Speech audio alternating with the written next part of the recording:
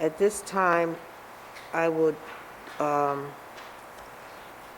take up first item on our calendar, which would be,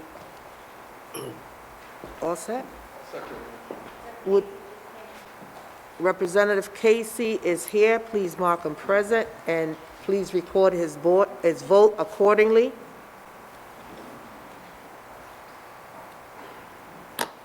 First item on the calendar will be 5130 by Representative Bennett.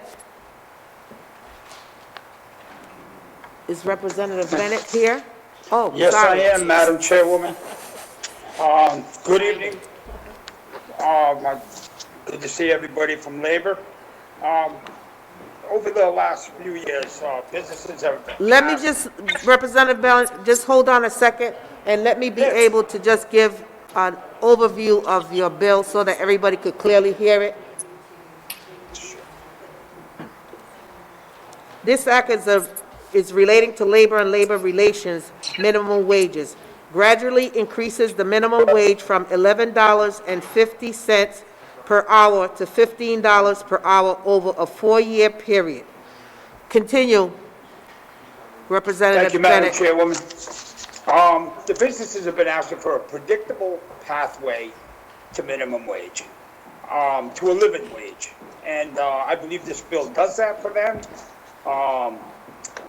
In October 2021, it'll go to $12.25. In October 2022 to $13.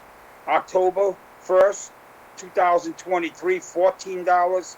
And October 1st, 2024 to $15. Raising a minimum wage, as we know, it helps everybody. When our lower earners do well, we all do well, and it allows them to get more enjoyment out of their life, to be able to buy better food, to buy better clothes, pay their bills. It's 2021 and things are expensive, and minimum wage lags behind. The federal government wants to move it to $15 an hour, which I think is way overdue for them. But we will still be behind Connecticut and Massachusetts, but not far. And we will cross that bridge when we come to it. I think it's a great bill. I think it's needed. And I'll take any questions if anybody has any. Are there any questions to the sponsor? I would like the record to reflect that Representative McNamara is present. And also, Representative McNamara, would you like your votes to be recorded? Yes, please, Madam Chair. So move. At this time, we have, Ms. Madam Are there- Chair, may I ask Oh. a question? absolutely, Representative Corvese, question? Representative Bennett, Yes, Doctor.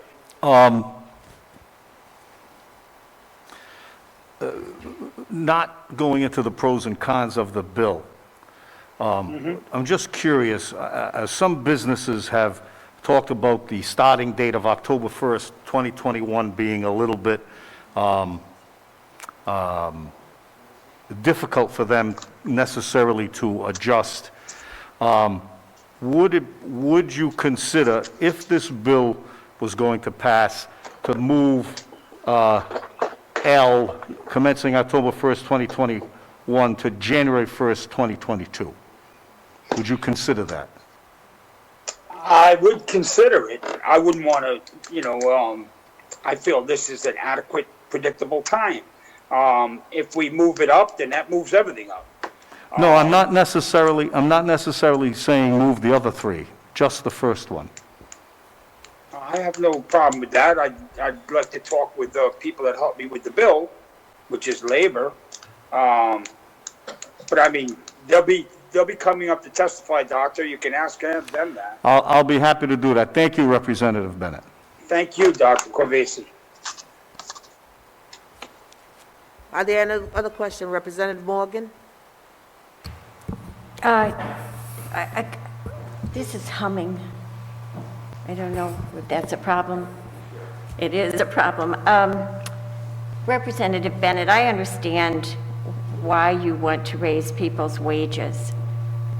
Whoa, this is really...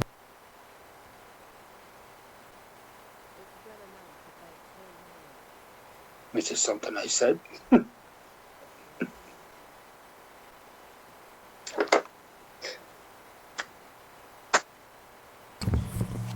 No, it's still...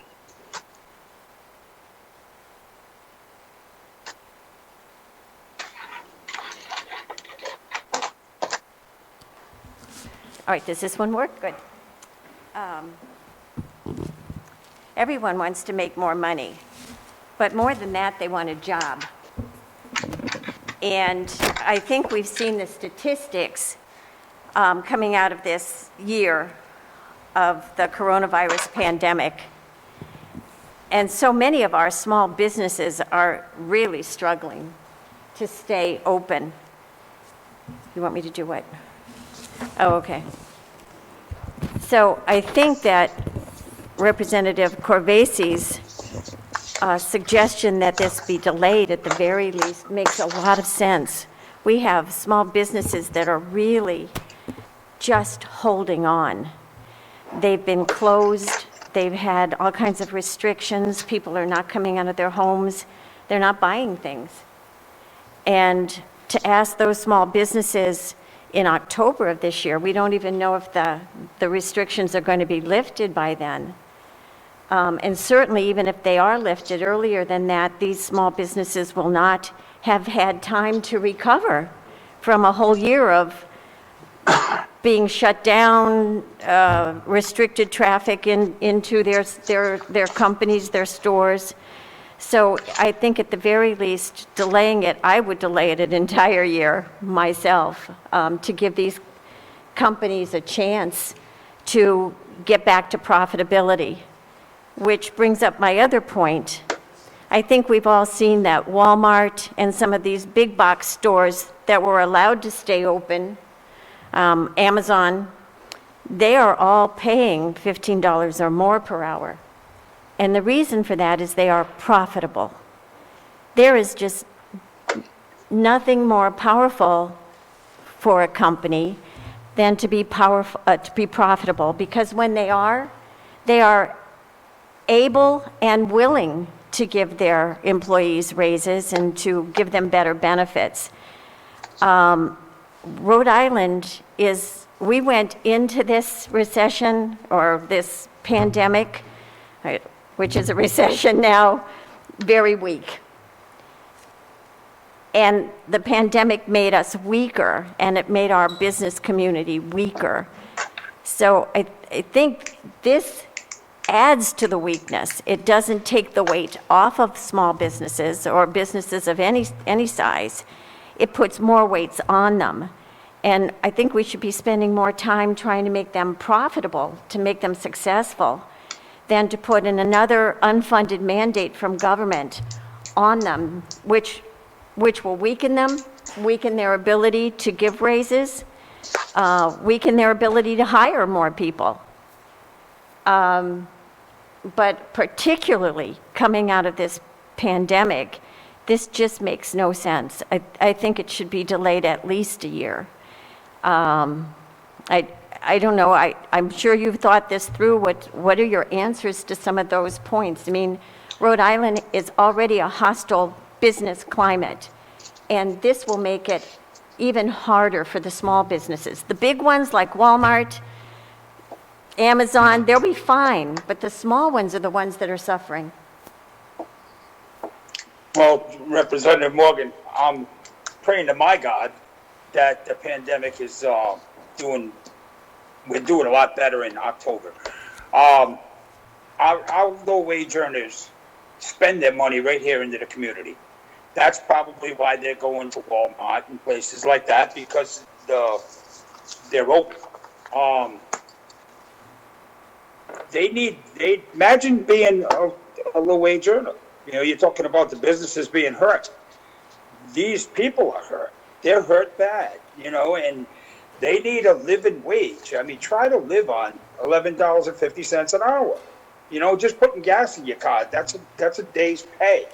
You know, and you know, we have to think of, it's not an entry-level position anymore. It can still be an entry-level position, but a lot of people already work in these jobs that are supplementing their income. We need to get a livable wage, and it needs to happen sooner than later. The businesses will do well as we do well. And as our lowest earners get pay increases, then the businesses will do better. I've been hearing the same argument for the last 10 years on how they'll fire people, they'll lay people off, they'll go out of business. I haven't seen that happen, you know, and I've been hearing it since I got here. I'm a strong believer in a living wage. I know that, you know, me being a nurse, I was fortunate. I made pretty good money. Not a lot of money, but I made enough to raise my family, pay my bills, to live in a house, and enjoy life in general. I look at the poverty level, the people below the poverty level.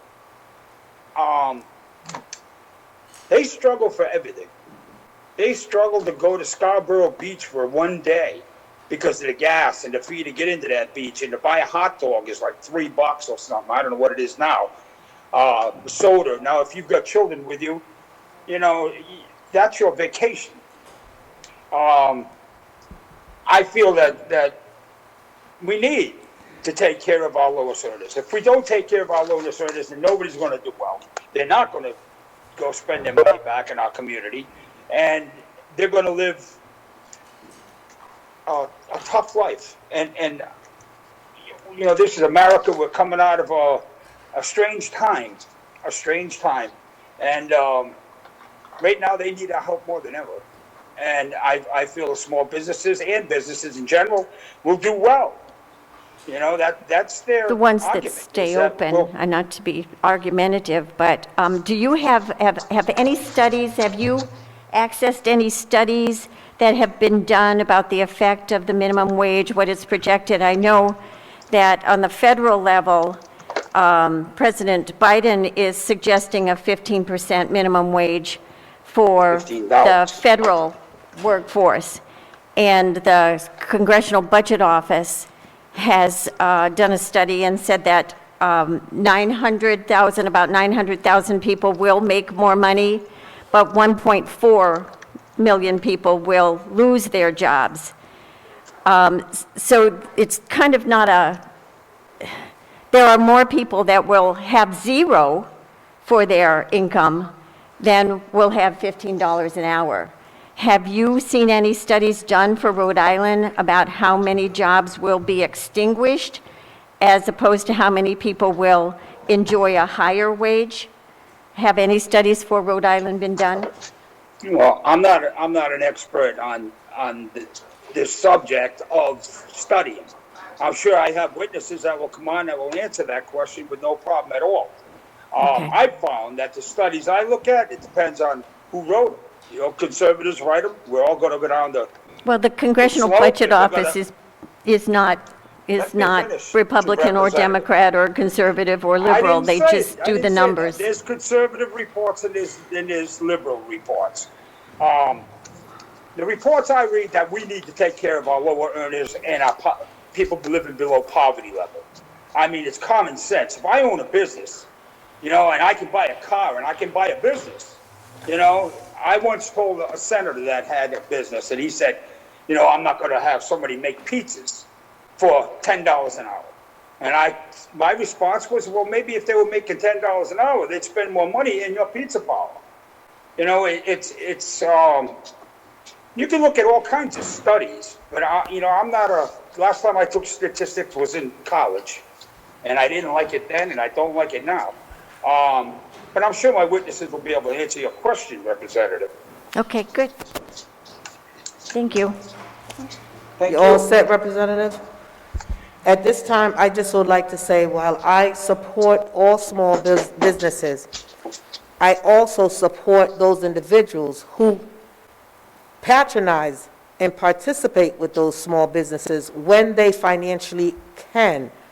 but priorities are priorities. There's a lot of people who are living off of the minimum wage by working 2 and 3 jobs. The reality of that fact exists. And while the small businesses are being hit hard, the small people are being hit even harder. So at this time, Representative Newberry and then Representative Cardillo. Thank you, Madam Chair. I just have a question, not so much for Representative Bennett. If you want to answer it, or if you have the information, that's fine. But it's really for any witness who's going to testify tonight. I think common sense tells you that if you raise the minimum wage, you're going to have some job losses. The issue is, are those job losses justified by the offsetting increase in helping people out, as Chairman Williams just said, people who work full-time at the minimum wage to support a family, and whether as a public policy, that makes sense. I've seen national studies on the question I'm going to put out there. I don't have them in front of me. I'd like to know if there's any studies on Rhode Island to this question. Obviously, we should know in the state in general from year to year, and I would say let's go back 5 years if we can, how many people make minimum wage, how many minimum wage earners there are. And then the next question is, how many of those people who are earning minimum wage continue to earn minimum wage after, say, a year in their whatever employment they have? And then the final question, the important one, is how many people who earn minimum wage are actually supporting themselves or a family on that job, or maybe multiple minimum wage jobs, as opposed to it being a supplemental income for them, or, you know, the classic example of someone young, like a teenager, someone gets their first starting job. I don't know the answer to those questions, but without reliable statistics on those questions, this whole debate doesn't make a lot of sense. I get the argument in favor of raising it. I get the argument in favor of keeping where it is. But you can't make the viable public policy decision unless you know the statistics as to who it is we're actually going to help and who we're going to hurt, because passing this bill is going to help some people and hurt some others. So if anybody out there is going to testify has that data for Rhode Island, I'd like to hear it. Thank you. Oh, I would just like to say that when people make more money, they don't need as much government assistance. You get up to a living wage, and that helps people move forward, and that's what we're doing right now. We're trying to move this country forward. The pandemic beat us up pretty well. I'm not, like I said, I'm not a statistic guy. Maybe one of my witnesses is. I know that who I think needs the most help is the low wage earners. I really believe that. And when they start doing better, they're going to start spending money, and it's going to help the small business guy. It's going to help the economy in general. There's a lot of statistics you asked for, Representative Newberry, and I don't have it. Maybe if I knew you were going to ask this question, I could have looked it up. But I mean, I don't know statistics. I don't really care. I majored in psychology, which is the study of one. I majored in my minor was sociology, which is the study of society. And I care about the individual. When the individual does better, the society does better. And I don't know what else I can tell you on that. My witnesses should be able to answer some of your questions. I hope they can. But it's not it's a good thing to do to help people feed their families, feed themselves.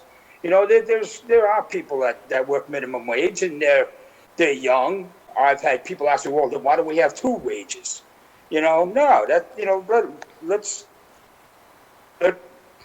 People coming into the workforce will gradually move up.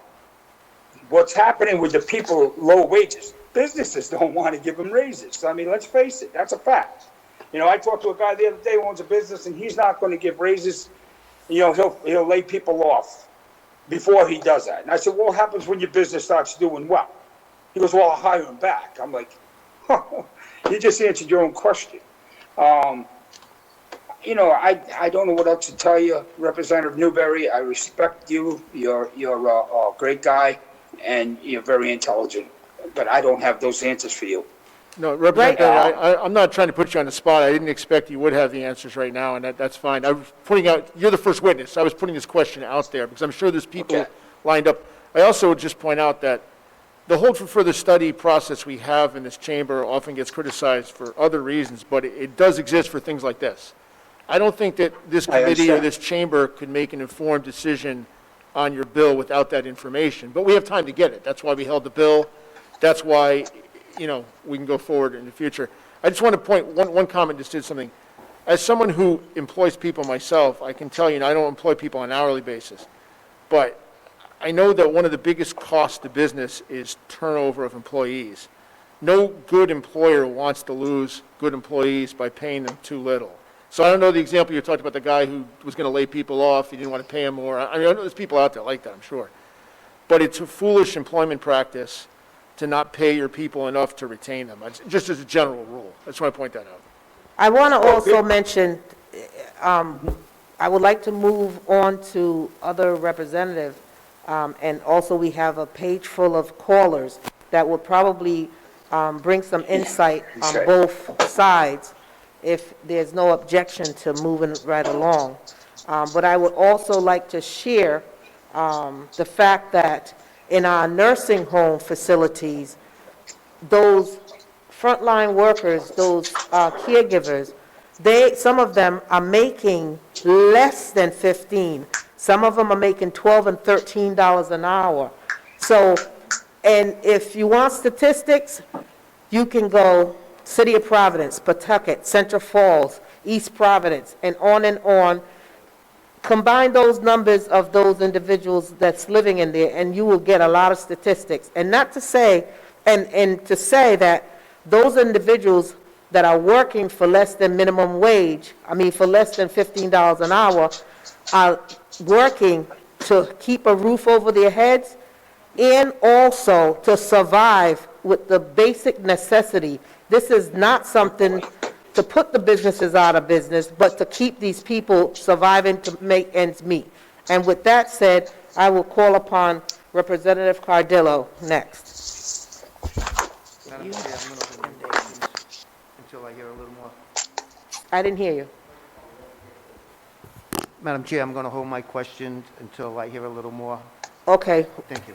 Representative Alzate.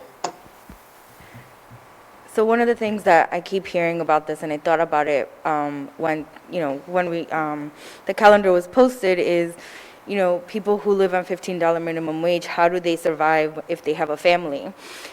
A lot of people in my community, they survive because they also have state assistance. So they might be making minimum wage, and we're fighting for those people who we hope that they can make $15 an hour and also get off of state assistance. So when you have a family of 4 and you have 2 parents who are working a minimum wage job and they're not able to pay a $1,500 rent in my district, in the city of Pawtucket, they're not doing this all on $15 on minimum wage.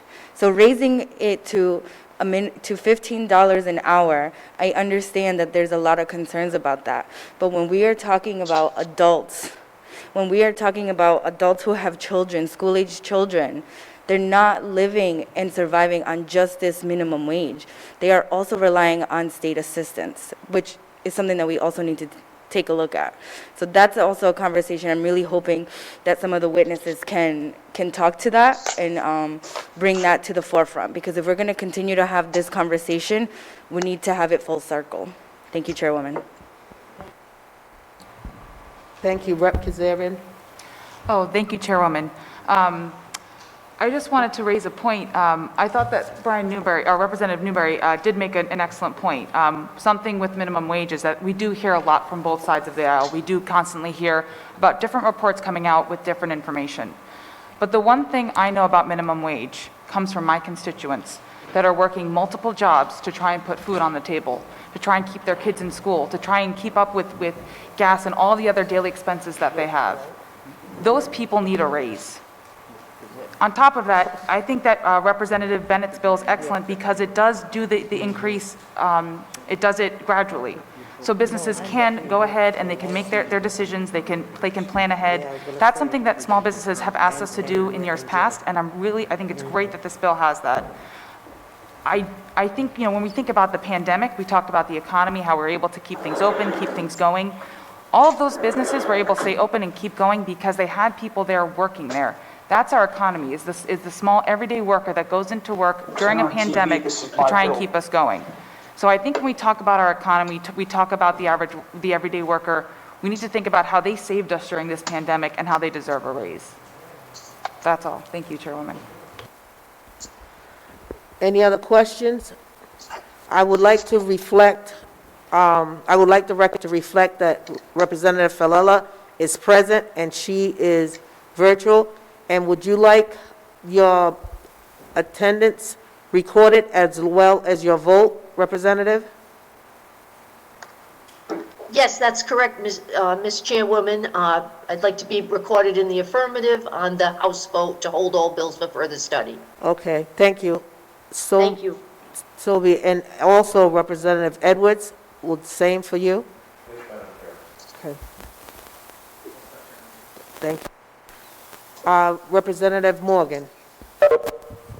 Chairwoman Williams, I've been looking through all of the testimony, the written testimony that's being submitted, and there is no data such as the statistics that Representative Newberry has requested, and I'm just wondering if you could request that data from the Department of Labor and Training. I'm sure they keep it. And it would be who does have the lower than minimum, lower than $15 an hour jobs, what's their demographics, how many of them are single parent or single. I can put in the request to see what department would provide it. I'm not certain that it would be the Department of Labor and Training, maybe the Commerce, I don't know, but I will definitely request, find that information, if there's such a thing. Great, I would appreciate that very much. You're welcome. Next, we'll take the callers, and if there aren't any more questions from the members present or online. Thank you, Madam Chair. And thank you to the committee for giving me time. Okay. Sarah Bratko from the Rhode Island Hospitality Association. She opposes the bill. You're on. Ms. Bratko? Hello, how are you? Wonderful, and yourself? Good, thank you. All right, so my name is Sarah Bracco, here on behalf of the Rhode Island Hospitality Association. We have submitted written testimony on this legislation, so in the interest of time, I won't go into the specifics of that testimony, but I did want to take just this opportunity to highlight the economic impact felt by our industry this past year and hopefully give some insight into our concerns over the timing of this legislation. Thank you. To say that the last 12 months have been devastating for the hospitality industry here in Rhode Island would be an understatement. Virtually overnight, one of Rhode Island's largest industries and the major driver of our state's economy was closed down. In the subsequent months, we've done absolutely everything we could to keep our industry open, but every single business is struggling, with over 85% of restaurants saying that their business will not be profitable in the next 6 months. And the most recent sales data from December indicates that the industry has now entered into a double-dip recession. Here in Rhode Island, we tend to use the meals and beverage tax and the hotel tax to track the health of the industry. In November, which is the latest data that we have, the meals and beverage tax was down 18.3% from 2019. Keep in mind that this was actually pre-pause when the restaurants were able to operate at 66% capacity. The hotels are hit even worse, with the hotel tax down over 60%. Everybody in the industry has been impacted by COVID, including our employees. Pre-COVID, we employed almost 87,000 Rhode Islanders, but in the subsequent months, 36,000 people in our industry have been laid off, with 96% of Rhode Island restaurants forced to lay off their employees. In November 2020, the Rhode Island leisure and hospitality jobs were down 18.9%, and 71% of operators are expecting their staffing levels to continue to decline in the next few months. So while we certainly understand and appreciate the intent of this legislation, the timing, particularly with the first increase happening this October, couldn't hit at a worse time as we are struggling to rebuild. And we do ask that if the committee does move forward with this legislation, that they adopt the Senate version, which sets the first increase on January 1st of 2022. So with that, I'd be happy to take any questions. Are there any questions of the witness? Hearing none, thank you very much, Ms. Bratko. Thank you. Bye-bye. Bye. Next, we have Lynette Ferry Menard online. Menard, online. Welcome. Menard, online. Welcome. Lynette, you need to turn your volume down if you could hear me. Lynette, you need to turn your volume down if you can hear me. Chiller.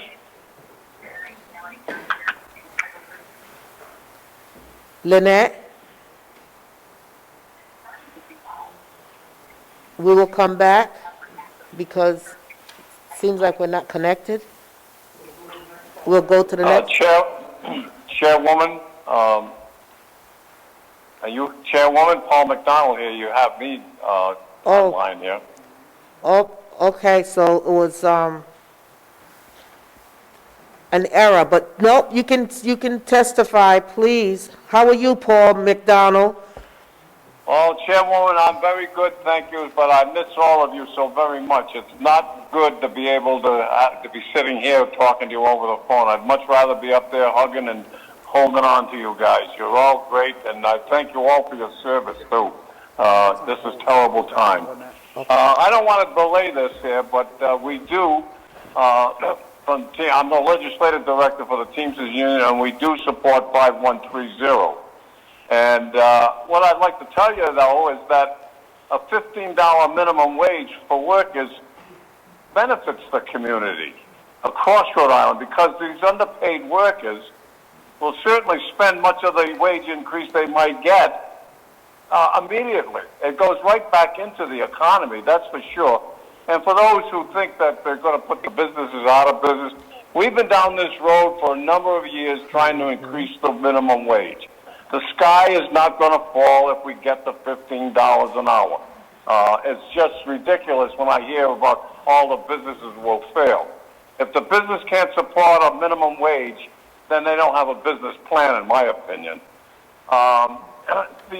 The injection of wages will help stimulate the economy. If we're worried about this pandemic right now, it'll spur great business activity and job growth, I'm sure. These minimum wage jobs, too, by the way, are not entry-level jobs for teenagers. That's a fallacy. Believe me, there's plenty of people working in there that are long gone past teenage years. And the majority of the workers who benefit are adult women. Many, I might add, have children. Many of color.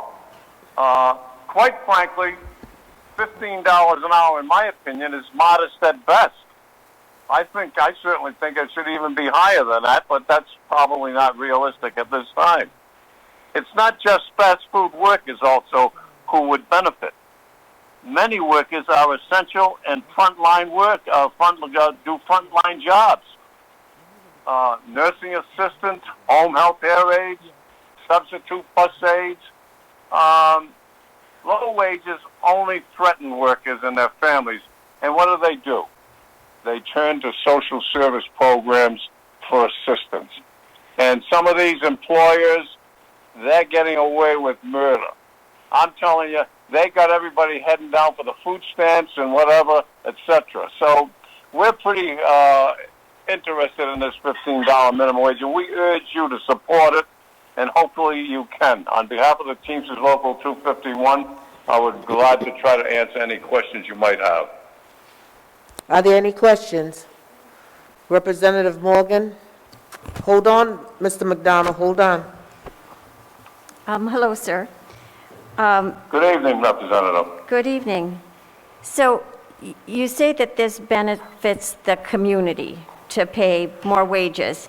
So if a company is paying more wages, it drives up the cost of doing business, correct?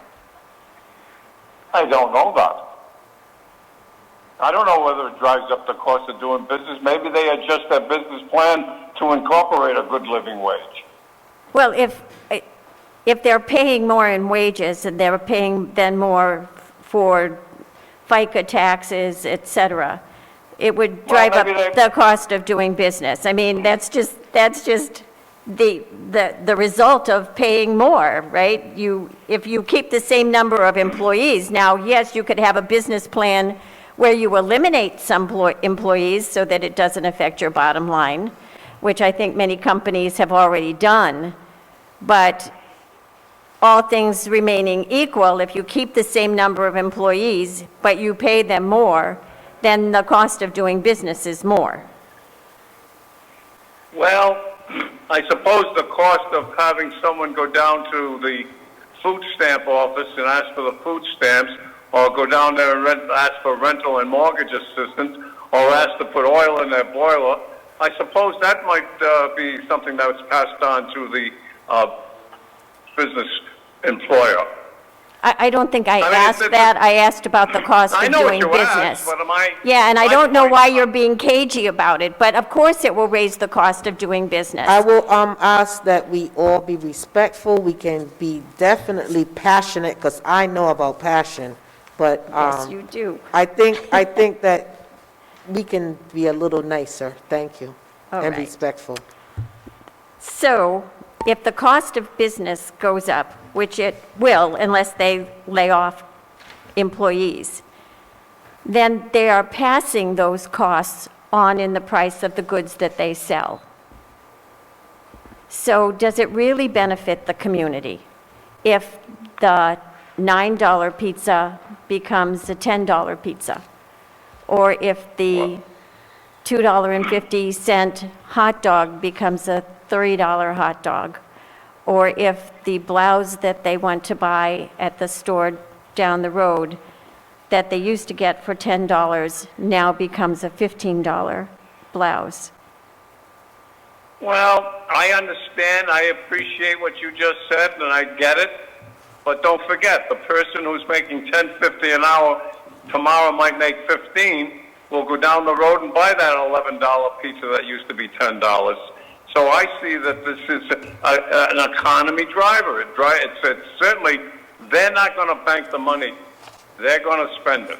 And they're going to spend it because they need to spend it, because they want to survive. That's my issue. I'm sorry, and I apologize for being so passionate about this, but I know a little bit about poverty. I came from poverty myself many years ago, so I do. I'm very passionate about this issue. Don't ever apologize about being passionate about doing the right thing. Just know that. Well, Chairwoman, I didn't mean to get too excited, but we've been battling this battle for as long as I can remember, and it just goes on and on and on. So, sorry. Thank you. Are there any other questions? Thank you, Mr. McDonald. And we have, Lynette Forey-Menard online. Please proceed.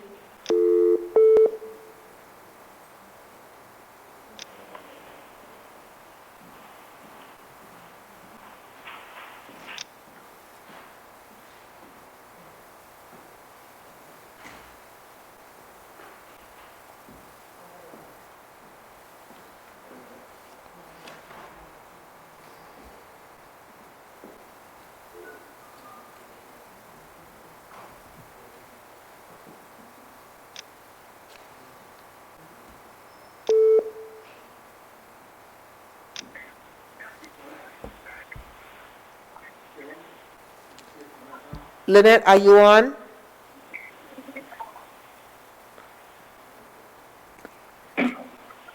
Chairwoman, this is Paul. I'm still with you for some reason or other, so I think probably it's better that I hang up. Yes, that may help. Thank you.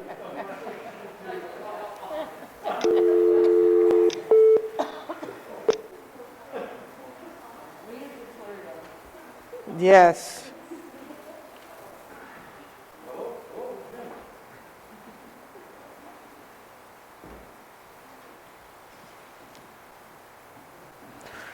And I have some statistics here to share in the meantime. It's believed that, it's believed and often brought to our attention that teenagers are the ones who are working these minimum wage jobs. Or, it's a part-time, after-school thing, the extra money for whatever, and then to have that spending money. But the reality is, the average minimum wage worker is 35 years old and older. That is 89% are not teenagers. They are 20 years old and older. 32% are 40 years old and older. 59% are women. 25% have children. And 50% work full-time. On an average, they earn 52% of their family's total income. That is some statistics that can be used in the meantime for this hearing, and we will still reach out to get more. We have landed. Lynette, wonderful. You're on, Lynette. And I apologize, but I'm utilizing your first name opposed to Mrs. Lynette Ferry Menard. You're on. Welcome. Happy New Year. Good evening. Good evening, Madam Chair. It is great to be heard. It was funny trying to talk to you. But thank you for giving me the opportunity to speak before the committee tonight. I am here on behalf of the Northern Rhode Island Chamber of Commerce. And I want to start by saying that members of the business community, as Sarah alluded to too, we understand and appreciate the desire to improve wages in the state. We actually share the goal of ensuring that Rhode Islanders have employment opportunities and earning capacity so that they can support themselves and their families. However, the state's business community continues to experience a significant economic strain under the 2020 pandemic. Last month, the Providence Journal reported that since the outbreak of the coronavirus in March, the state is down 46,500 jobs. That marked one of the worst years for losses in Rhode Island's history of jobs. The hardest hit workers lost jobs at restaurants, bars, hotels, arts and entertainment venues, and retail. Almost every industry sector gave up jobs last year, with manufacturing and construction suffering the smallest losses. I also had the opportunity to watch the 2020 Revenue Estimating Conference, and during that conference, the state's economist, which is HIS Market, stated that they did not expect the economic rebound to start until the fourth quarter of 2020, which we saw a little bit. But they went on to say that the average unemployment rate is expected to remain in double digits in 2021, and that non-farm payrolls were not expected to fully recover until 2023. As I've said in previous testimonies about minimum wage, we need to all remember that it's not just the minimum wage that goes up when a bill like this is passed. It also includes unemployment insurance premiums and workers' comp insurance premiums, FICA. All of those things are tied to the wage rate. So for these and other related costs associated with the proposed minimum increase in the wage, those costs can't be passed along to what is now a dwindling customer base under our current circumstances. While businesses have tried to be creative and remain agile in this new world that we're in, the current pandemic situation is imposing significant strains on businesses, forcing them to make some really difficult decisions about staffing and even for benefits of those employees who are remaining employed. For those reasons, we would just ask the committee to consider delaying the implementation of a minimum wage until after a predicted recovery period or even to January, so that we can give businesses and the employees an opportunity to regain their footing and then grow and invest again. We are like we always are, we're here with you, Madam Chair, members of the committee. We're willing to work with you. I'm sure together we can find a solution. With that, I will be happy to answer any questions. Are there any questions to the witness? Representative Morgan. Ms. Menard, I guess it is now. Hi, Lynette. It is, thank you. I'm reading some of the written testimony, and it mentions total compensation packages as opposed to just the straight wage. It also talks about some of the other benefits that small businesses or other businesses give in addition to a wage. So paid vacation, paid sick time, some retirement programs where they do a matching. Do you have any opinion on whether the cost of those programs should be included in any conversation about raising the minimum wage, or do you know how many of the small business employers out there actually do offer these kinds of benefits to their full-time and part-time employees? Yeah, it's a very good question, one I don't have statistical answer to. Obviously, paid leave, that's something that businesses have to provide if they fall under the statute, so that's always a part of it. They have to pay, if they have hourly employees and salaried employees, they have to pay unemployment insurance and workers' comp insurance. Health insurance is not one. So we wouldn't have the numbers on how many businesses offer health insurance, as well as retirement benefits, those kinds of things we wouldn't have the numbers for. But clearly, that would be part of a business's, how do I say, decision-making process of how many employees can they keep, how many can they hold on to through the pandemic till they get to the other side. And would it also be a decision on whether they actually offer those benefits or not? It could be, absolutely. Okay, thank you. I have a question, Ms. Bernard. You made mention that it's not only the increase of the minimum wage that would affect the employer, but it would also be workman's comp and other additional things that the employees pay into right now, correct? Correct, yeah. Okay, so bear with me. Let's say an employer has 5 employees and they're paying $1,000 for their workman's compensation insurance. This minimum wage increase goes up to $15, and instead of, and like you stated, that the insurance premium will go up, as well as the part with labor and training, unemployment, right? Those benefits will increase the premium. So let's say, would it be possible for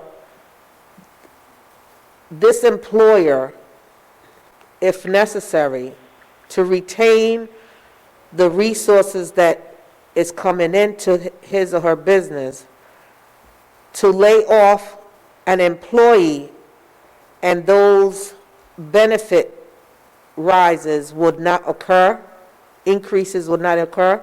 If you follow me, if anybody follows how I'm trying to put this together. I think I understand where you're going. When a business terminates an employee, that employee can go on an unemployment claim. The employer stops paying unemployment insurance and workers' comp insurance premiums on that individual. So the employer would no longer pay the wage, the unemployment insurance, the comp, and the workers' comp insurance based on their wage. Excuse me. The one thing that does happen is the employer's unemployment rate may rise for the remaining employees. But I want to be fair about that. But it may rise, but it may rise to a degree that it would kind of level out because of the fact that the business has one less employee. Yeah, I doubt it would level out, but it would be fair to say that you might see a little uptick when you see a bigger decrease in your cost. The other thing I will mention is that we're just now hearing from some of the businesses in the Northern Rhode Island Chamber that their employment insurance premiums are going up right now anyway because of the drain on the unemployment trust fund. So we are seeing double-digit increases in insurance premiums for unemployment right now in some businesses. Though that department should be ashamed of themselves increasing anything, seeing that they don't want to increase anything else. Yeah, I don't think they have a choice, Madam Chair, on this one because employers are responsible at this point for replenishing that trust fund. That's going to be an issue I think we're going to be talking with you about throughout the remainder of the year. Okay, are there any other questions? Representative Morgan, you're on a roll tonight, ain't you? I am, thank you, Chairwoman. And I didn't check this out, but I did see an article that said that government actually benefits almost more from the increase in the minimum wage than the employee does because they get more FICA taxes, they get more income taxes, because those are all based on a percentage. So I'll get you that article so you can read it. Share it with the whole committee. Any other questions? Hearing none. Thank you very much, Mrs. Menard. Nice to hear your voice. Look forward to Thank you, seeing you. Madam Chair. I think you're going to hear from me again tonight. No, don't try it, okay? Okay. Okay. Bye. Next, we have David, no last name, from the Rhode Island Interfaith Coalition, who's in support of this legislation. David, good evening. You're on.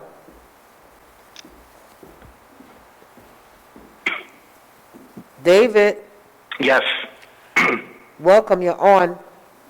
thank you very much. Thank you, Chairperson and committee members.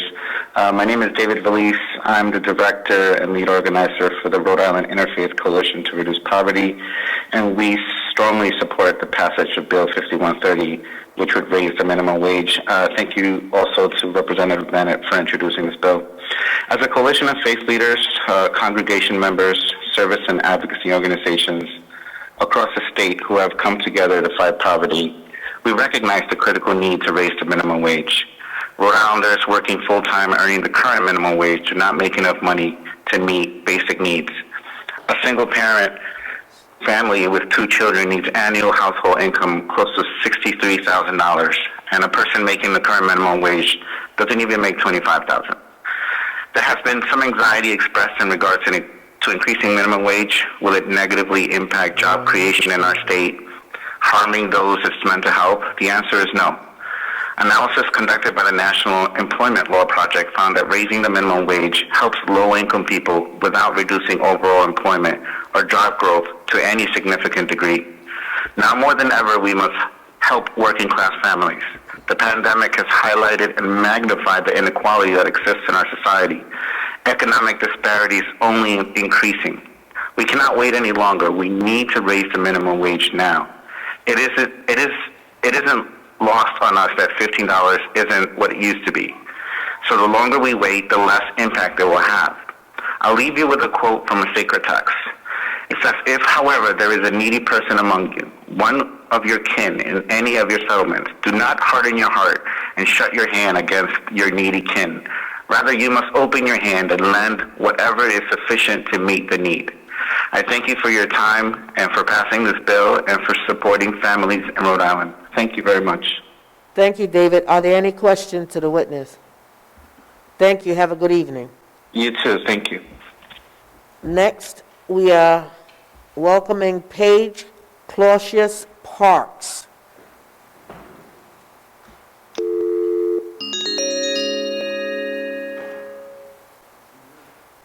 Hello, Paige Clausius. Welcome. Hello. Thank you so much, Madam Chair and members of the committee. I'm Paige Clausius Parks. I'm a senior policy analyst at Rhode Island Kids Count. And we would like to voice our support for House Bill 5130, which would continue the momentum of increasing the minimum wage to $15 per hour by 2024. At the current minimum wage of $11.50 per hour, a parent who works 40 hours per week for all 52 weeks in the year with no time off would earn $23,920 per year, which is slightly above the poverty level for a family of 3, which is $21,960 in 2021, and far below the poverty level for a family of 4, which is $26,500. Families with incomes this low cannot meet their basic needs, such Hello? provide their children with the opportunities they need to thrive. As an example, the gap between the current minimum wage and the cost of living in 2019, the average rent for a 2-bedroom apartment, including utilities, in Rhode Island was $1,621 per month. A worker would have to earn more than $30 per hour and work 40 hours a week year-round to be able to afford this rent without a cost burden. This hourly wage is almost 3 times the current minimum wage of $11.50 and double the proposed increased wage of $15. As of January 21st, there were 29 states and the District of Columbia that had minimum wages that were higher than the federal wage to account for a higher cost of living. And many of those states also index their minimum wage to inflation, or they are working toward a goal of a $15 per hour minimum wage. Increasing the minimum wage are needed now more than ever. Black and Hispanic households are projected to face the greatest increase in poverty during this COVID-19 pandemic, and Black and Hispanic workers are often underpaid and lack crucial financial safety nets. Racial and ethnic disparities in child poverty may be exacerbated if people of color face greater employment disadvantages due to systemic racism and occupational segregation. I know there's been earlier discussions about who would benefit from a higher minimum wage, and the chairwoman mentioned who we're really talking about here. And the second page of my testimony provides an infographic of many of the same data points that the chairwoman mentioned that could be really helpful to include to really visualize who are the people we are talking about with this legislation. So thank you so much to the General Assembly for the leadership you've shown in the past and continuing to consider legislation that will help working families. Thank you so much. Thank you. Are there any questions for the witness? Moving right along. I would ask for any witnesses that are listening, if you have already submitted written testimony, please know that we have received them and we have read them. So it would be appreciated if you would speak from the heart opposed to reading what you have submitted to us, so that everybody will get a chance to testify this evening. Thank you. Next person on hold is Ms. Georgia Hollister Isman. She's from Working Family Party and supports this bill.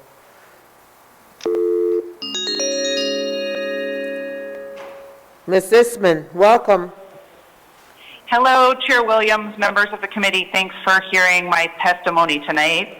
My name is Georgia Hollister Isman from the Rhode Island Working Families Party, and we strongly support this legislation. I want to start by just saying a little bit about how broad the impact of passing this gradual increase to $15 an hour would be.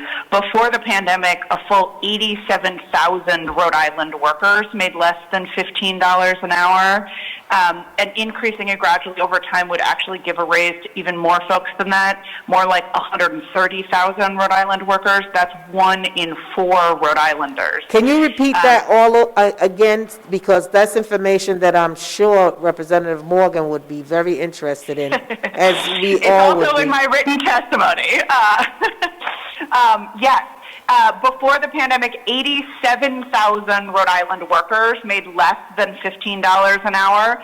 Gradually increasing the minimum wage over time actually affects even more than that, likely giving raises to 130,000 Island workers. That's information from the federal government's Department of Labor Statistics. That's 1 in 4 Rhode Islanders stand in line to get a raise here.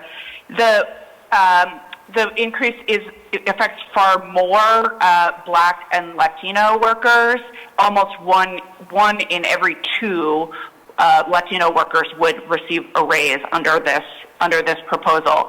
It's a big deal. But it's also done in a thoughtful and responsible way over time that allows businesses time to adjust and the predictability that they've long been saying that they want. I also want to say, those of you who've been on this committee for many years know that I've been testifying in support of $15 an hour minimum wage for many years. When I started, it was a bold idea. It was a new, exciting thing. Now it's very much the mainstream. Well over 2/3 of Rhode Islanders support it and have for a long time. Our neighbors on both sides are already well on their way on their own paths to create $15 an hour minimum wages, and any amount that we delay puts Rhode Island workers and their families further behind their neighbors, not so far away. So for all those reasons, this is a super important bill to move forward now and without delay. I want to say a couple of things just in response to things that I've heard. One is this idea that people will lose jobs as the minimum wage increases. The research is pretty clear that that is not the case. One thing that does sometimes happen is people who are working 2 or 3 jobs to make ends meet work fewer hours. That is a good result of increasing the minimum wage. It means that they have more time to spend with their families or to pursue other interests in their lives. Chair Williams, you quoted some really important statistics on who minimum wage workers actually are. I think there's often this misconception that they're teenagers or they're people who are doing it for a little discretionary income. It's the main source of income for most folks, and they're disproportionately older and supporting families. But even the teenagers who work in Rhode Island are supporting. This was before the pandemic. This is when the statistic is from. Are contributing 10% of their family's income, so that is not an incidental amount. It is a significant part of how many families are making ends meet. So it is long past time to raise the minimum wage to $15 an hour in line with our neighbors and with there's a national debate happening this week around exactly the same thing. So we really urge this committee and the full House to support this bill. Are there any questions? Thank you very much. You're welcome. Thank you. Have a good night. You too. I also would like to not give a shout out, but a request to Nicole, who sent me the information with regards to the data. If you have any more, Nicole, please, I know you're watching, please provide it to the Labor Committee so that we can share it with the members. It will be greatly appreciated, because I know you have those numbers. Thanks. And next, we have a wonderful friend of mine by the name of Christopher Carlozzi. Come on down.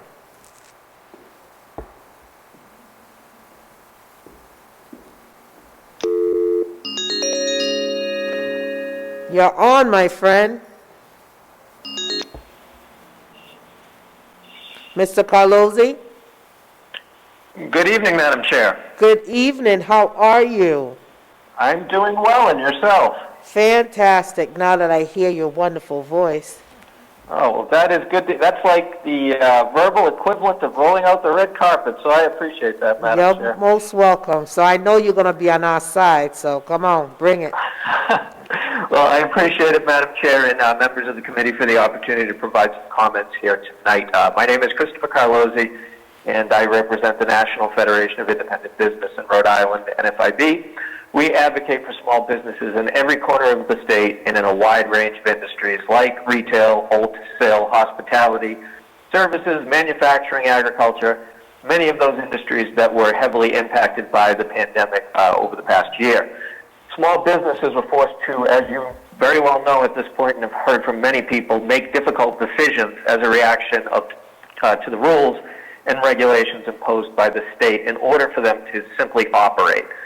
This meant closing the doors to customers at points, which reduced the revenue coming into the businesses, reopening under strict guidelines, which meant requiring increased sanitizing efforts, modifying the layout of the business with things like plexiglass, purchasing PPE to keep customers and workers safe. All new costs, all in order to operate while experiencing less money coming into the business. Some industries were forced to take a pause last fall into the winter, meaning closing their doors for a period of time directly following the last minimum wage increase in October, I might add. Just to survive, those businesses relied on federal Paycheck Protection Program loans, economic injury disaster loans, state grants, other private and public means of funding that was coming in order to keep their doors open and their workers employed. So in short, many small businesses were fighting for their lives. NFIB, we have a research center out of our Washington, D.C. office, and they conducted a series of COVID-19 and small business surveys throughout the course of the pandemic, and determined in their most recent one, which I believe was their 15th in the series that they were doing on February 4th, that almost two-thirds, or 63% of those small business owners that they talked to, who borrowed, were PPP loan borrowers from 2020, have applied for loan forgiveness now.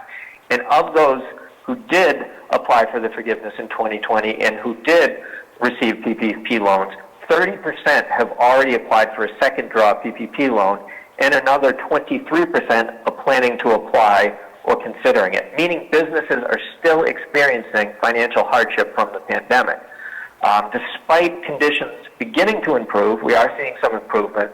Small businesses are not out of danger yet. A website called tracktherecovery.org, created by Brown and Harvard universities, post-pandemic related economic updates. And one metric they do track is the number of small businesses that are open, comparing current conditions to pre-pandemic.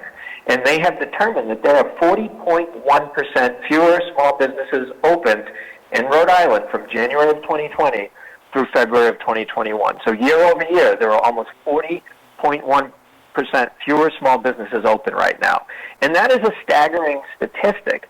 And as a result of these small businesses being closed, whether that means a permanent closure or a temporary one, it translates into job loss, with Rhode Island having one of the highest unemployment rates in the nation right now at 8.1%. NFIB also does a monthly small business economic trends survey, polling thousands of small business owners across the nation. And they find that business optimism is down. The survey found owners expecting better business conditions over the next 6 months decline to the lowest levels since November of 2013. Sales expectations for the next 3 months declined, and earning trends over the last 3 months declined. Most small business owners do not expect business conditions to improve to normal levels until later in 2021 at the earliest. And we still have 15% of small business owners reporting that they may have to close their doors if current economic conditions do not improve over the next 6 months. These cautious factors have led NFIB to ask about how a federal $15 minimum wage would impact their businesses. And nearly three-quarters, or 74% of those small employers report that increasing the federal minimum wage would negatively impact their business. So what does that mean by negatively impact? Well, 87% report that they would increase prices. 67% report that they would leave open positions unfilled. 60% report that they would reduce employees' hours. 58% report that they would reduce their number of employees, and 56% would increase the use of less expensive part-time employees. We didn't ask about automation in this study from what I saw. So in anticipation for this hearing, I reached out to some business owners asking them how it would impact their small business and in Rhode Island. And I spoke to the owner of a small security firm that's been in business for almost 40 years, and she told me the following. Raising the minimum wage at this time will put us out of business. Our security division is down 40%, transportation 90%, In October, we had to increase the hourly wage to $11.50. This meant we had to increase our hourly rate to our customers. Although we provide the best security service in Rhode Island, our customers will go right to a global company. Based on the volume of business, they can certainly afford an increase. She goes on to say we have cut back in every possible area. Office and supervisory workers first. Our family would like to remain in business. It is becoming more and more difficult for small businesses to survive in Rhode Island. Another woman-owned business, a brewery with 11 workers, provided me with the following information. We pay 100% medical and dental for our employees. We have a 401k match. As operating costs rise, we have to chip away at medical or other benefits. That will mean we're requiring an employee contribution on health and dental. She pays above the minimum wage now, but our wages are inflated for introductory jobs, fears potentially having to cut more seasoned employees. She's also highly concerned with this impact and what it will do to the food service industry that's already struggling to survive. As more restaurants and venues that serve beer close, she has fewer customers to buy her product. She highly suggests Rhode Island adopt a teen or training wage so that younger and inexperienced workers are not crowded from the workforce. These are concerns from actual business owners who are doing their best to keep Rhode Islanders employed in a time when many have already lost their jobs. Too many businesses have already closed their doors never to reopen, and higher labor costs at this time could lead to more closures and job loss. And I just want to add one brief thing as I close here about the Sunday holiday pay. There are two bills on the calendar as well that would make changes to this. And it's vital to point out that Rhode Island will be the only state left in the nation that still has time and a half pay in retail once Massachusetts phases it out permanently in 2023 when their minimum wage hits $15 an hour. No small business can afford to operate on a Sunday or those holidays if they're required to pay $22.50 an hour, which a $15 minimum wage would do. It was a stipulation of accepting a $15 minimum wage in Massachusetts that premium pay be phased out over time as the wage rises. So with that, I certainly thank you for the opportunity to speak here today and would certainly open it to any questions if you'd permit. Are there any questions to Mr. Carlozzi, for Mr. Carlozzi? Representative Morgan? It sounds like he had that written. Can we get, I didn't see that in the packet, his testimony. I do have written testimony submitted. It's a lot of other statistics, but I can certainly get some of these over to you, including some of our COVID and small business studies that NFIB has done over the past and our economic trend survey, if you'd like. That would be great. Thank you. He has multiple. We have some, if you would like to get copies of, okay? Thank you, Mr. Carlozzi. Hope you have a good evening. You as well. Thank you, Madam Chair. Bye. Thanks. Bye-bye.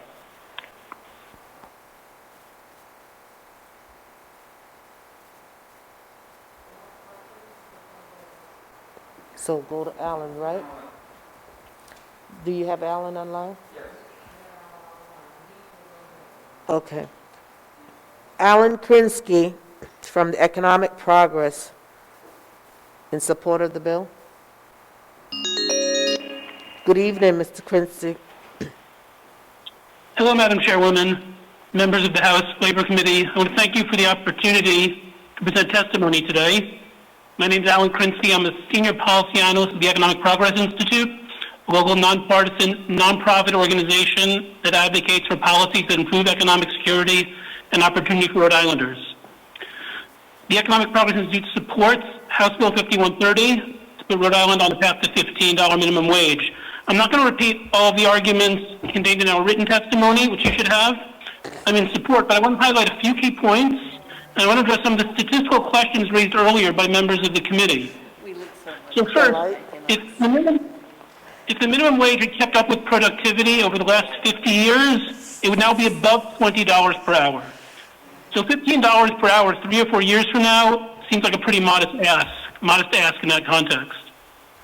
Minimum wage workers can't meet their basic needs and those of their families, as we document in our recent publication, the Rhode Island Standard of Need 2020. Our study shows that a single adult needs $14.71 per hour to make ends meet. And that's now, not in 2024 or 2025. And for minimum wage workers with children, things are much tougher. We know that many businesses have benefited from the much-needed federal aid, such as the PPP loan program. The low-paid workers and their families have not received much support. In terms of the effect of raising the minimum wage, the data released just a few weeks ago by the Economic Policy Institute and the National Employment Law Project shows that getting to $15 per hour will benefit 112,000 Rhode Island workers, more than 1 in 5, and they'll take home on average an additional $2,900 per year. And these earnings will go right back into the local communities, helping your districts and the state's economy. And I want to echo a point earlier that raising the wage will improve equity, disproportionately helping Latin and Latinx workers, men and women, regardless of race and ethnicity. As to the recent study from the Congressional Budget Office that was raised earlier, so no one's disputed that the increased wages and decrease in poverty from raising the minimum wage in that study.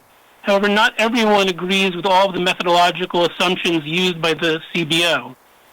Josh Bivens and colleagues at the Economic Policy Institute write that we believe that the CBO's assumptions on the scale of job loss are just wrong and inappropriately inflated relative to what cutting-edge economics literature would indicate. And, whenever there's an effort to increase the minimum wage, opponents claim that it's going to be disastrous, that it'll be massive job loss, and this simply isn't the case. So in terms of cutting-edge economics, there have been a number of studies. I want to emphasize one recent path-breaking study titled The Effect of Minimum Wages on Low-Wage Jobs, Evidence from the United States Using a Bunching Estimator, Center for Economic Performance, discussion paper number 1531.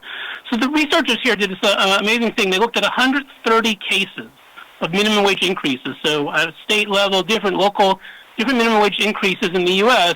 between 1979 and 2016. So 138 different examples.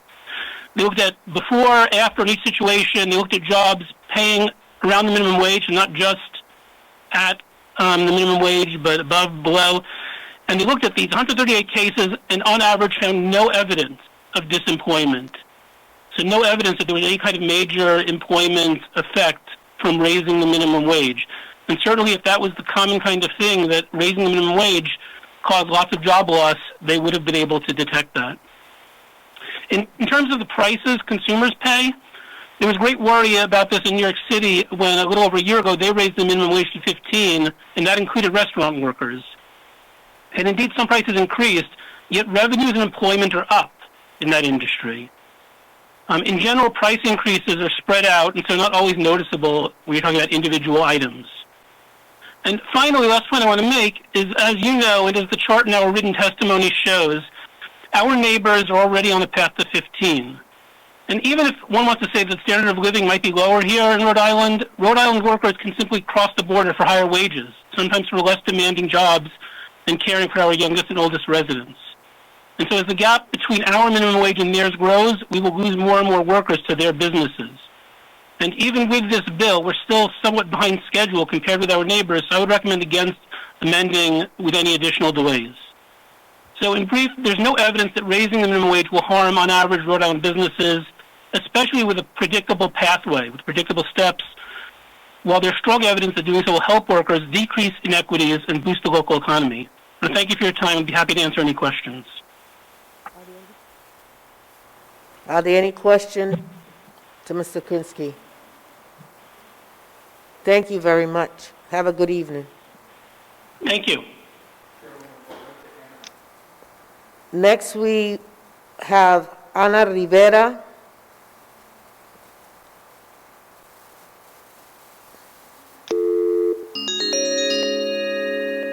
Ms. Rivera, good evening and welcome. Good evening, Ms. Rivera, welcome. Good evening, Chairwoman Williams and members of the House Committee on Labor. My name is Ana Rivera from Providence, Rhode Island, resident and mother to 3 beautiful children, 2, 5, and 8. I write to you and request your support of raising the minimum wage from $11.50 to $15 over the next few years. An hourly wage of $11.50 is not enough to cover the expenses of a single adult, let alone a family of 5. I would know as I worked as a home care CNA from April 2014 to March 2020.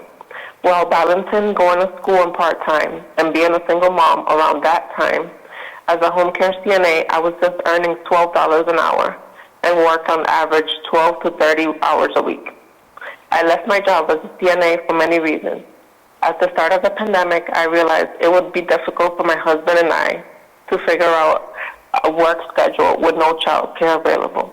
I also realized I would be exposing myself to COVID-19 for the little pay, and I had to consider if the risk would be worth it.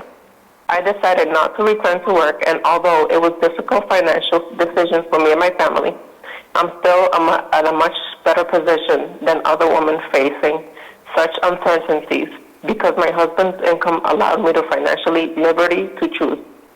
Right now, the current rates for child care outreach the minimum wage. Therefore, many families like mine are forced to make a difficult decision around child care. Becoming a full-time stay-at-home mom was not what I have envisioned myself, but saw no other alternative for our family. My Rhode Islanders live in Providence, surviving paycheck to paycheck, even while working full-time. If it weren't for my husband's income, my family and I would surely be living in poverty. This should not be this way. Before I met my husband, I was a single mom trying to do the best I could for my daughter. I know from the first-hand experience what financial instability is like and the toll it takes, both mentally and physically, of working long hours and still feeling like you're not doing enough for your family. My income as a CNA should have been enough, but it wasn't. It is a disgrace that hardworking people do not have enough for rent, transportation, utilities, or emergency savings account. It is only fair for just to ensure that all working people earn a livable, dignified wage. I am submitting this testimony today in support of raising the minimum wage from $11.50 to $15 an hour. In doing so, thousands of families across the state would see a much-needed increase in their wages. I urge you to pass the minimum wage increase, and it will benefit all people in Rhode Island. Thanks. Are there any questions of Mr. Rivera? Thank you very much for your testimony. Thank you. Have a good evening. You as well. Thank you. Bye. Next, we have Susan Chamacien. I hope I said your name correctly.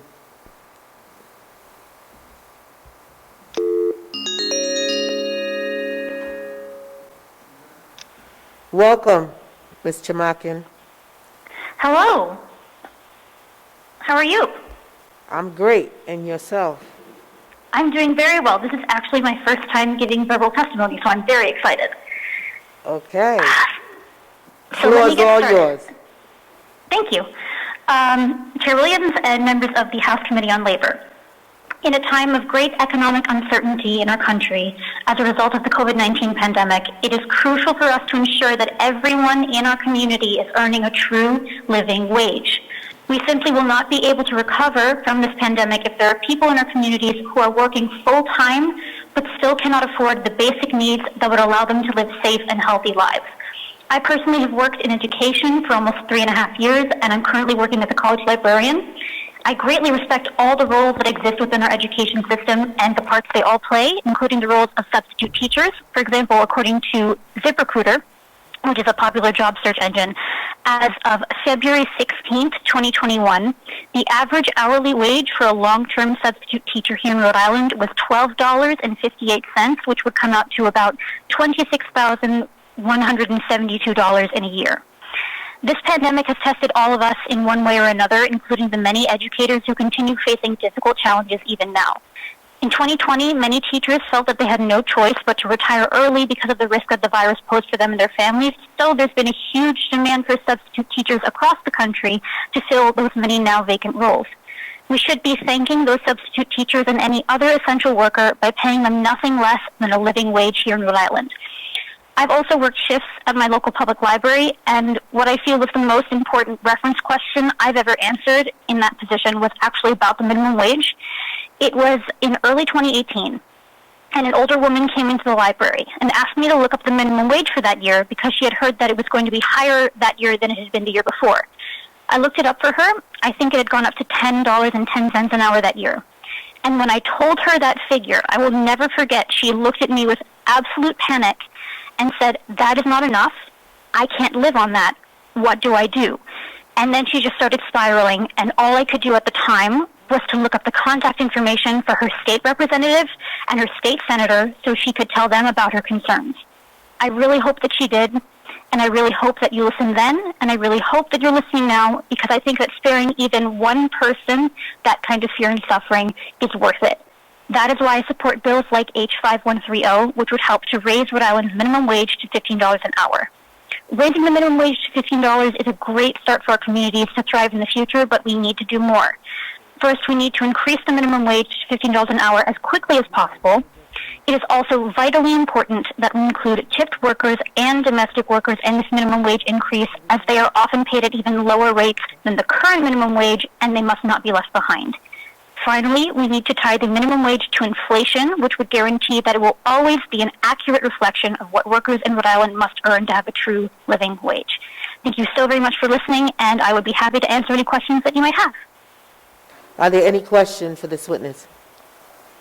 Thank you very much. Thank you.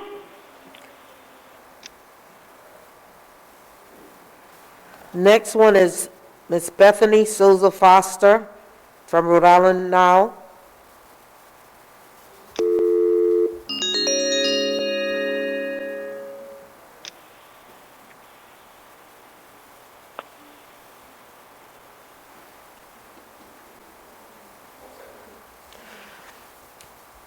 Miss Foster? Hi. Thank you, Chairperson Williams and the members of the committee for allowing me to testify. And thank you to Representative Bennett for introducing this bill and his advocacy tonight. My name is Bethany Souza Foster, and I represent the Rhode Island chapter of the National Organization for Women. I'm testifying today in support of House Bill 5130. We support all efforts to ensure that Rhode Islanders who work can earn a wage that will support their families. These efforts to increase the minimum wage are particularly important for gender equity in Rhode Island, where the typical minimum wage worker, as we heard earlier, is a woman in her 30s with some college education, often raising children. Almost one-third of female workers would get a raise as a result of the passage of this bill. The increase will help the more than 87,000 workers in Rhode Island who earn less than $15 an hour and whose situation has become dire as their essential work has gotten more dangerous. It will afford working parents a bit more economic security for their families, and it will make Rhode Island more competitive with our neighboring states, Massachusetts and Connecticut, which will both have minimum wage of $15 in 2023. We urge you to pass House Bill 5130, which will help lift many Rhode Island workers and families out of their current crisis situation as a result of the pandemic, and will lend needed support to the state's post-pandemic economic recovery. Thank you for your consideration. I'll be happy to answer any questions. Are there any questions to the witness? Thank you very much, Ms. Foster. Thank Have you. a good evening. You too. Bye. Next witness we have signed up is Bailey Peralto. Next is Mayor Jorge Elorza.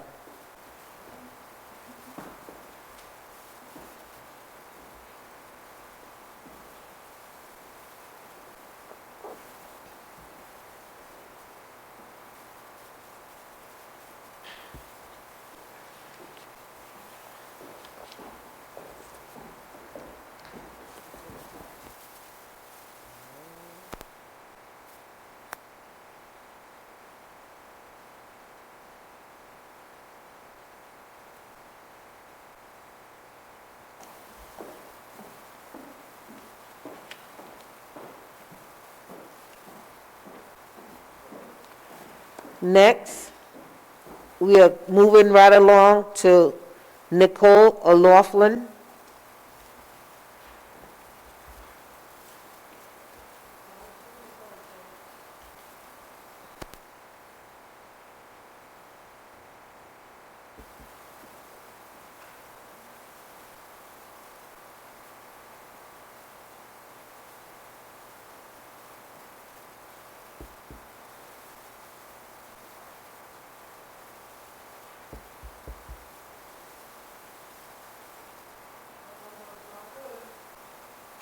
You want to try it again?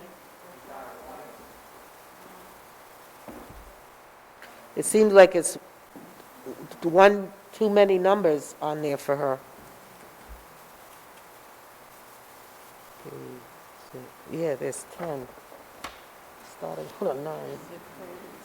Yeah, but there's no zip code with a 1. I mean, you know, look at it. 917, might be 719.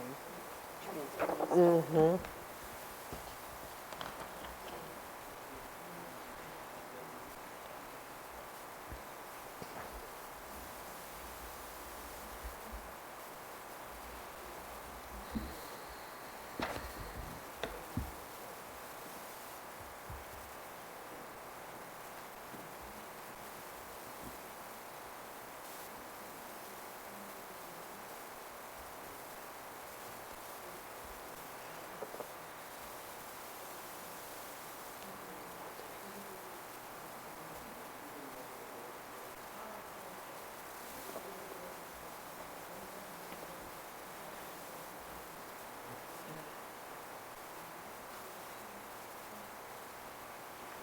Did you put the 1?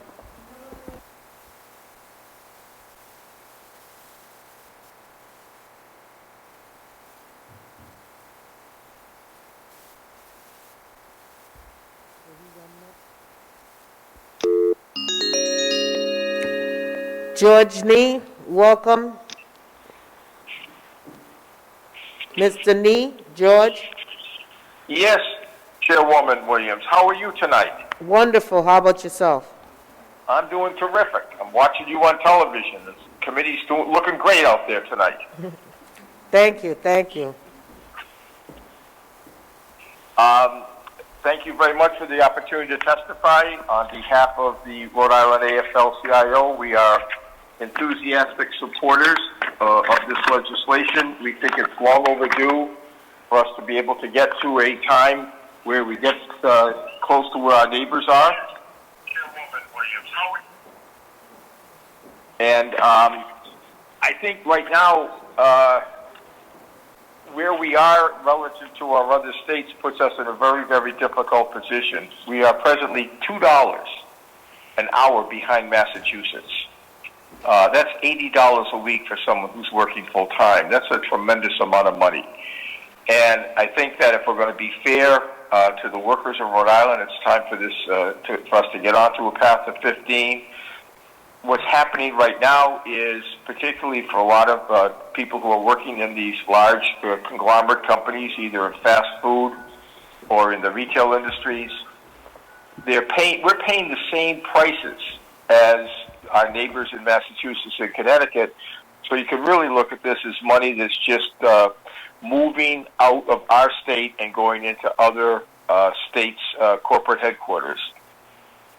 So we clearly have heard some compelling statistics from the Economic Progress Institute in terms of the impact of this in our economy and the fact that we have not had significant or any job loss in the past. Up until the pandemic, anytime the minimum wage has gone up in this state, we were heading for the best economy we ever had as our minimum wage was raising. So for all of those reasons, I think this is the time for us to move forward and get on a path to 15. Even though we'll be behind our neighboring states, at least we'll be going in the right direction. So with that, again, thank the committee for their time and look forward to hoping this passes this year.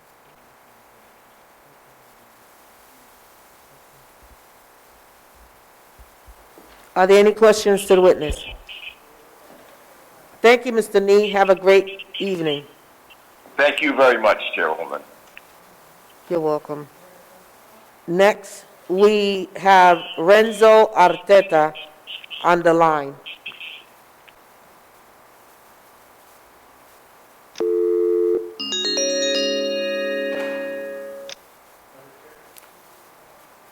Renzo Arteta.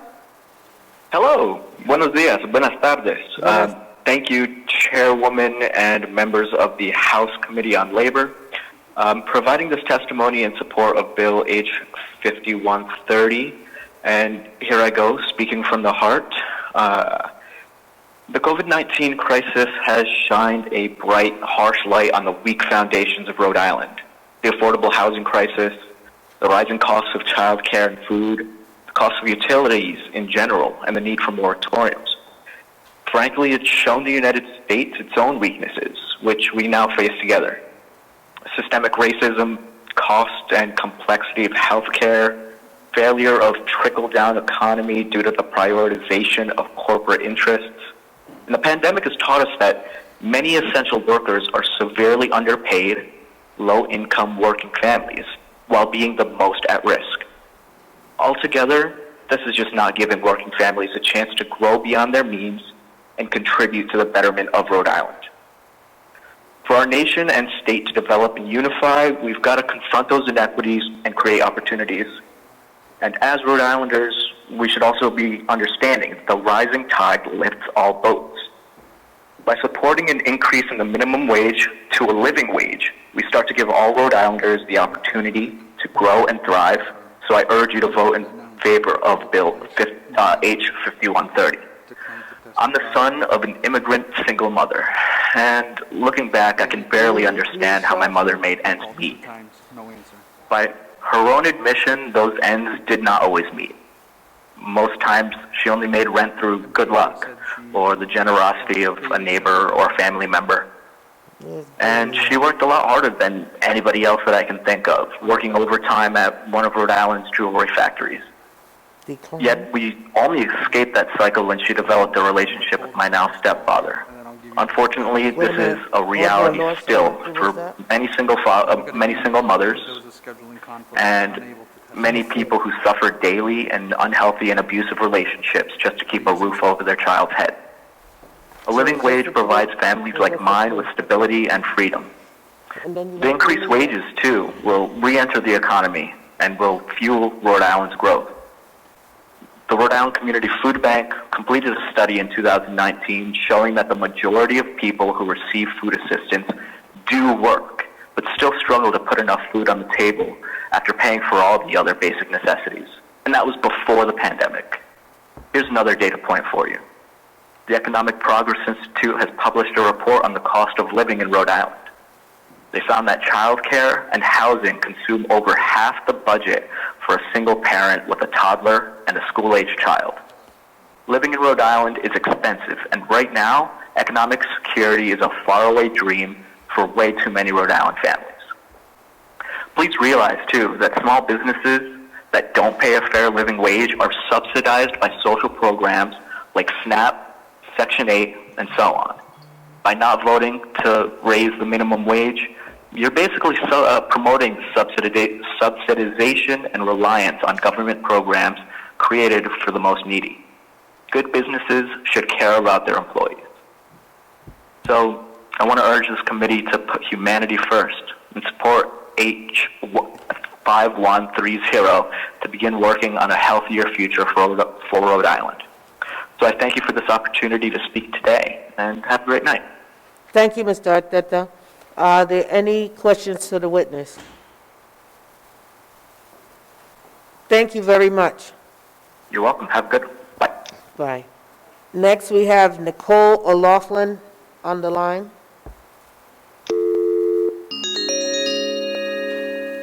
Ms. O'Loughlin?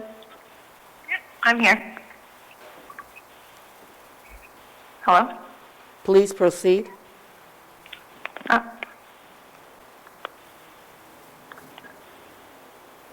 Hello? Yep, I'm here. Please proceed. Oh, sorry about that. Good evening, how are you? Good. Chair, how are you, committee members? Thank you for allowing me to come. And I'm Nicole O'Loughlin. I am the Executive Director of the Rhode Island Service Employees International Union State Council. Thank you, Chair, for highlighting at the beginning of this about the healthcare frontline nursing home workers and the fact that many of them do not make $15 an hour. That is factual, and we represent a good portion of those, as well as other healthcare workers in other facilities and home care workers also are struggling healthcare worker who does not make close to $15 an hour as well. In Rhode Island, we have issues with maintaining our workforce and have high turnover rates.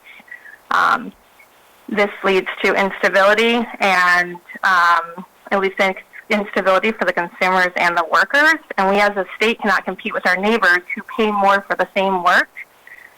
I mean, it drives most of these workers across the border for more money. I won't repeat everything that's in my testimony, but there was a point that was made earlier on in the evening that I would just like to highlight.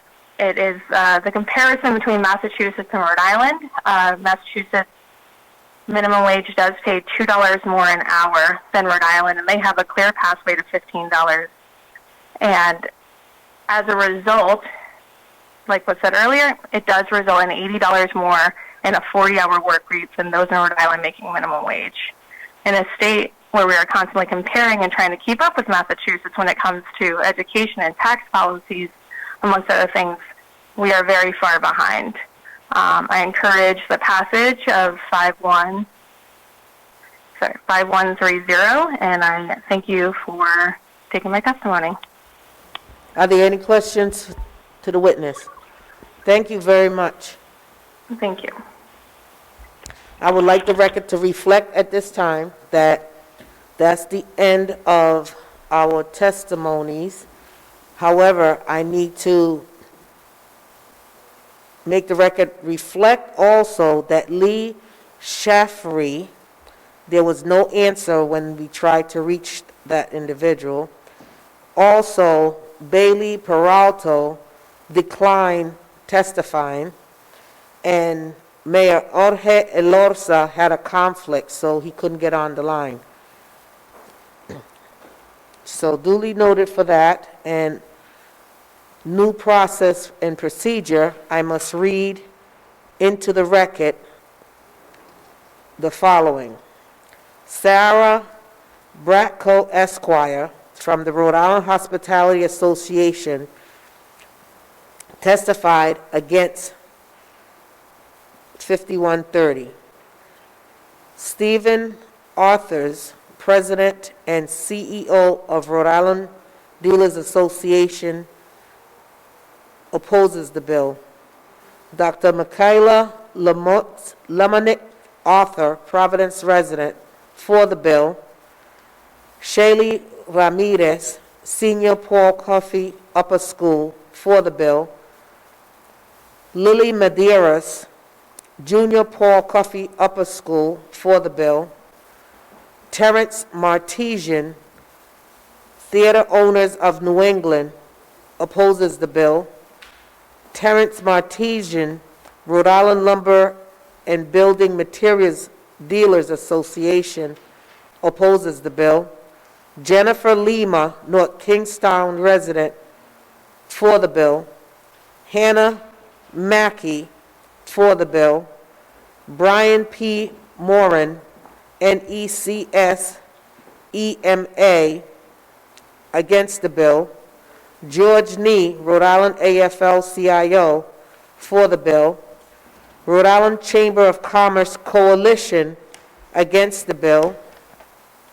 Paige Clausius Parks, Rhode Island Kids Count, for the bill. Bethany Foster, Rhode Island Chapter, National Organization of Women, for the bill. Yuseli Mendoza, Providence resident, for the bill. Zachary Taylor, East Greenwich resident, for the bill. Liberty Goodwin, Providence resident, neutral. Adrian Carrasco opposes the bill. Guido Protsinelli, RIFA, against the bill. Jordan Goyette, Warwick resident, for the bill. Georgia Hollister Isman, Rhode Island Work and Family, for the bill. Kelly Nevins, Woman Fund of Rhode Island CEO, for the bill. Sarah Bratko, Rhode Island Hospitality Association, against the bill.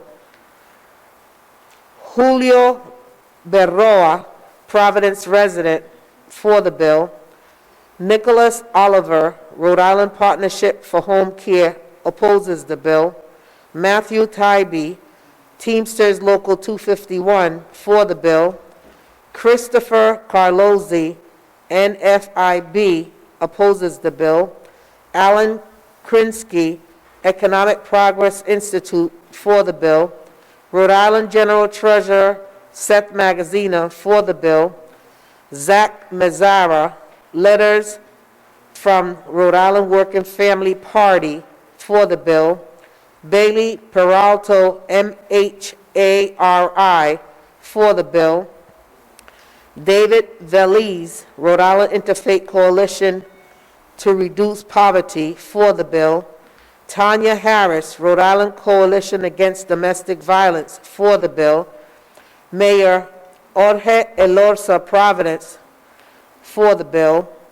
Nicole O'Loughlin, Rhode Island SEIU, for the bill. Woo, baby.